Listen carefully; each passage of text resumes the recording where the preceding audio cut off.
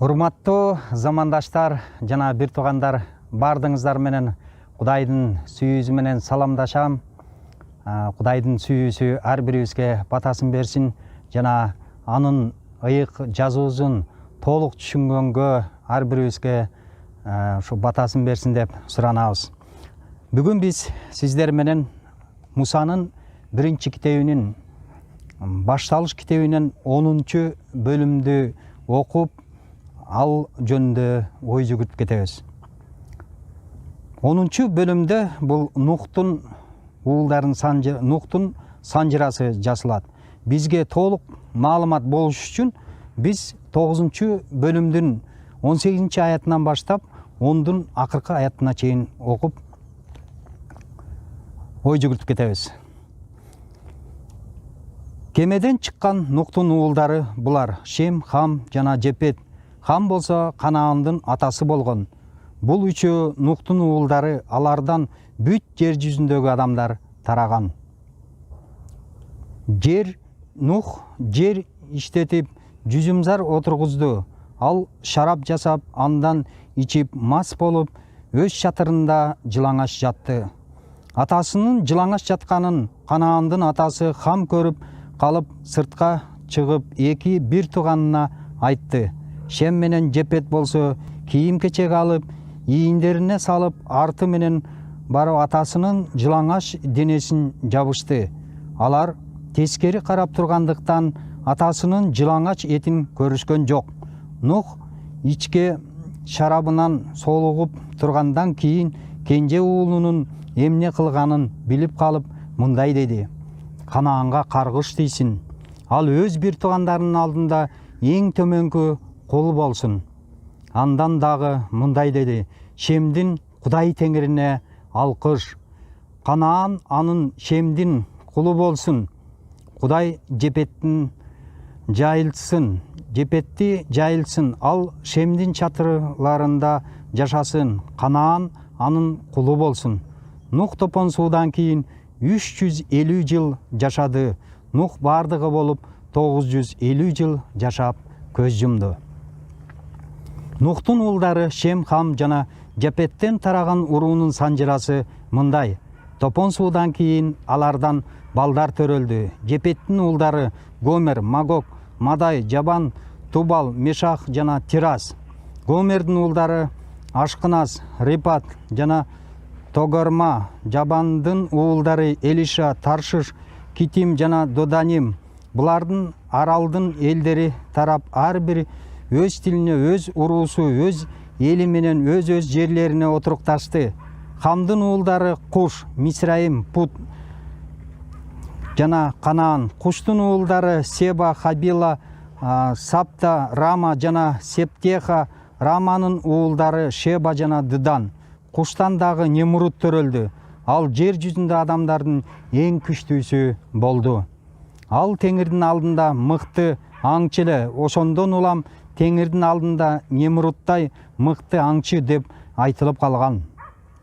Башында анын патшачылыгын Шинар жериндеги Бабыл, Эрех, Ахат жана Келней түзгөн.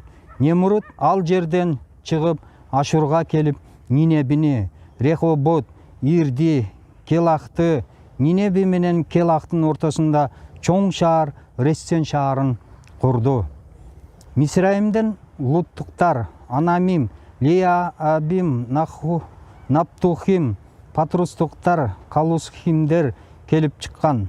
Алардын пеличтиликтер менен капторлуктар келип чыккан. Канаандын төрөлгөндөр Тун уулу Сидон, Хет, Жебустуктар, Аморлуктар, Гиргиштиктер, Хебиликтер, Арктыктар, Синиликтер, Арабалыктар, Семярликтер жана Хаматиликтер. Кийинчерээк Канаан уулдары туш-тушка чачырап кеткен. Ошондо Канаан уулдарынын чеги Сидондон тартып Герага, Азага чейин, бул жерден Содом, Амор, Адма жана Себоимден тартып Лашага чейин болгон. Уруулары, тилдери, жерлери боюнча Хамдын уулдарынан тараган элдер ушулар. Жепеттин улуу агасы бардык Эбер уулдарын агасы Шемдин да балдары болгон. Шемдин уулдары Элам, Ашур, Арпакташ, Лук, Рам. Рамдын уулдары Ус, Хул, Гетер жана Маш. Арпакташтан Шелах төрөлдү. Шелахтан Эбер төрөлдү. Эберден 2 уул төрөлдү. Биринин аты Пелек. Себеби анын чында жер бөлүндү. Анын бир туугандарынын аты Жоктан. Жоктандан Алмадат, Шелеп, Хатсар, Мабет, Жерах, Адорам, Узал, Дилка, Дикла, Обал, Абумаил, Шеба, Опир, Хабила жана Жобаб төрөлдү. Булардын баары Жоктандын уулдары. Булар отурукташкан жерлер Мейшадан тартып чыгыш тоосу Сыпарага чейин болгон. Уруулары, тилдери, жерлери боюнча Шемдин уулдарынан тараган элдер ушулар. Нухтун уулдарынын тараган урууларынын санжырасы ушул. Топон суудан кийин жер жүзүндө алардан элдер тараган. Кудайга рахмат, биз ошол 10-бөлүмдөн Нухтун санжырасын карап өттүк да. Себеби буга чейин биз карап өтсөк, адамдар Нухтун убагына чейин шунчалык кудайсыз жашаганын көрүп өтөбүз. Бул 6-бөлүмдө алардын шунчалык бузулгандыгын, адамдардын бир эле жүрөгүндө каалоолору эмес, ойлоруна чейин шунчалык жамандык болуп кеткенин көрүп, Кудай жүрөгүндө аларды жер бетинен жок кылууну чечти. Ошондо бир адам аркылуу, ушу Нух аркылуу, анын семьясы аркылуу кайрадан ушул жер бетинде адамдарга ошол ырайым кылды. Биз ошол нерсени көрүп өтөбүз. Эмне үчүн муну кылды? Кудайдын максаты эмнеде эле? Ушул адамдардын жер бетинен жок кылуу. Себеби биз көрүп өтүп атабыз 6-бөлүмдө ошол адамдардын канчалык деңгээлде бузулгандыгын. Ал эми биз толук маалымат алышыбыз үчүн деги эле Кудайдын ою эмнеде болгондугу, бул элчи Паул аркылуу Кудай өзүнүн оюн айтканын окуп кетебиз. Бул элчилер иштеринде 17-бөлүмдөн 26-дан 29-га чейин окуп кетсек болот. Бул Кудайдын ою, ошол оюн толук жеткиргиси келген. Анын максаты ушуда болгон. Бүт жер жүзүндө жашасын деп ал бир адамдан бүткүл адамзат жаратты. Адамдар үчүн мезгилдерди жана жашай турган жерлерди белгиледи. Адамдар Кудайды издешсин деп, аны сезишер бекен деп, табышар бекен деп ал ушундай кылды. Бирок ал ар бирибизге жакын. Анткени биз ал аркылуу жашап жатабыз, ал аркылуу кыймылдап жүрөбүз, ал аркылуу бар болуп турабыз. Бул жөнүндө силердин кээ бир акындарыңар биз анын тукумубуз дешкен. Эгерде биз Кудайдын тукуму болсок, анда Кудайды адамдын чыгармачылыгы же тапкычтыгы менен, алтындан же күмүштөн же таштан жасалган Кудайдыр бир буркан деп ойлобошубуз керек экендигин толук ачып бергендигин биз көрүп атабыз элчи Паул аркылуу. Эми биз азыр окуп өткөн ушул санжылардын негизинде деги эле Кудай жер бетинен адамды жок кылды, күнөөнүн кесепетинен. Ошол күнөөнү толугу менен Кудай жок кылууну каалады. Ал эми ошол күнөөнү жок кылганы менен биз ошо 9-бөлүмдүн акырында көрүп өтөбүз. Адамдын табиятында ошол күнөө Хамдын жашоосунда кала бергендигин. Хам атасынын ошол жылаңаш жаткандыгын көрүп, ал бир туугандарына барып айтты дейт. Ал эми бир туугандары Шем жана Жепетти карап отурсак, алар ошону уккандан кийин өздөрүнүн ошол кийимдерди алып аркасы менен барып атасынын жылаңач жатканын үстүн жабышты дейт. Алар өздөрүнүн жүзү менен ошол атасынын ошол жаткан жерин көрүшкөн жок дейт. Ал эми Нух ичкен шарабынан соолугуп тургандан кийин кенже уулунун эмне кылганын билип калып, мындай деди: Канаанга каргыш тийсин. Ал өз бир туугандарынын алдында эң төмөнкү кул болсун деп, ошол Хамдын кылган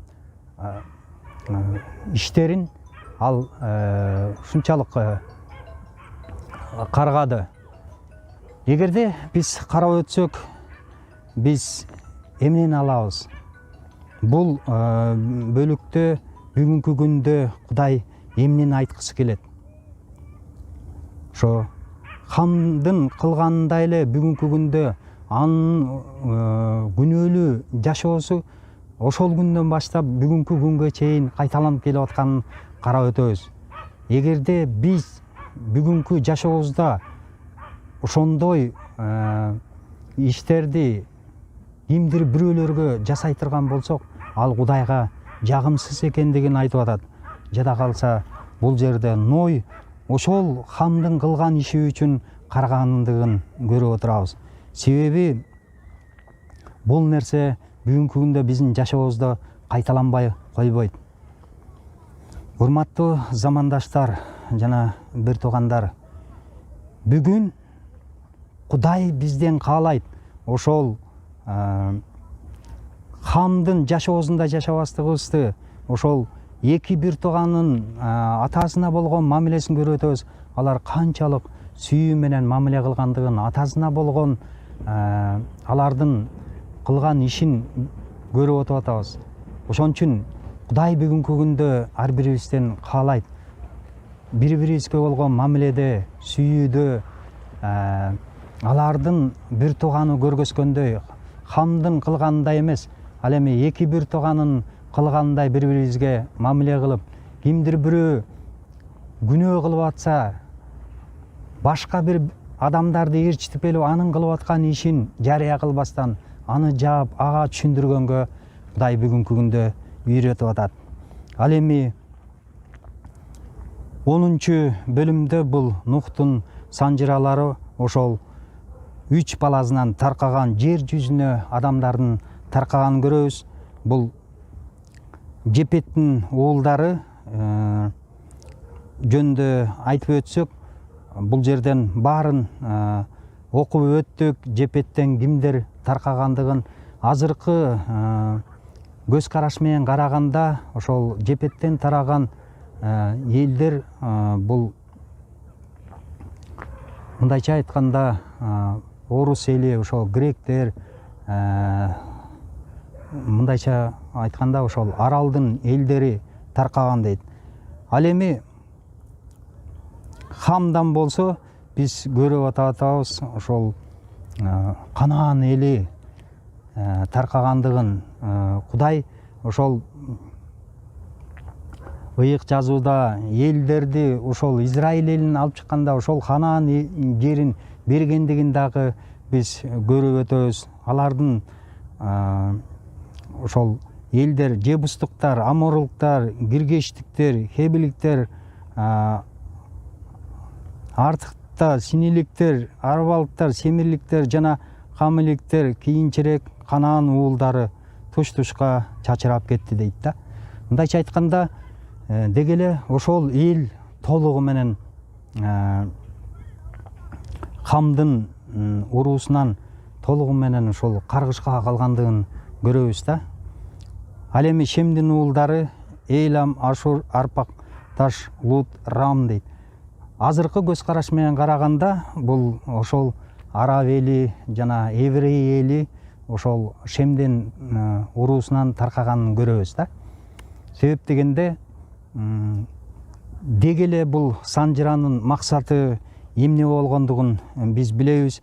Эң башында ошо Паулдун айтышы боюнча бир адам аркылуу бир кандан, бир адамдан жаралып, ошол башталыш китебинде башында Кудай убада берген адам ата күнөө кетиргенде ошо сенин тукумуңду, аялдын тукуму ошол жылаандын башын жанчат деп айтып өткөнүн биз билебиз.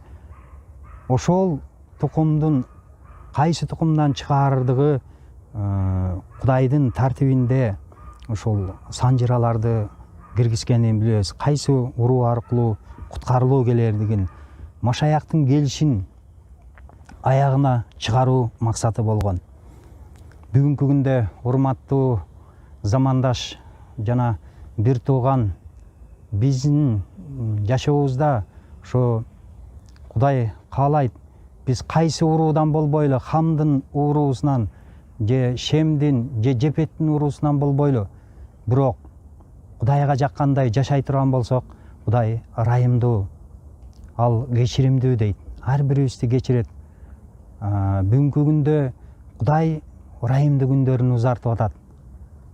Ал өзүнүн колун сунуп, кандай иштерди кылбайлы, бирок Кудайга жаккандай жашасак, Кудай кечиримдүү экендигин ачып бергендигин көрүп атабыз. Кудай ар бириңиздерге батасын берсин. Саламатта болуңуздар.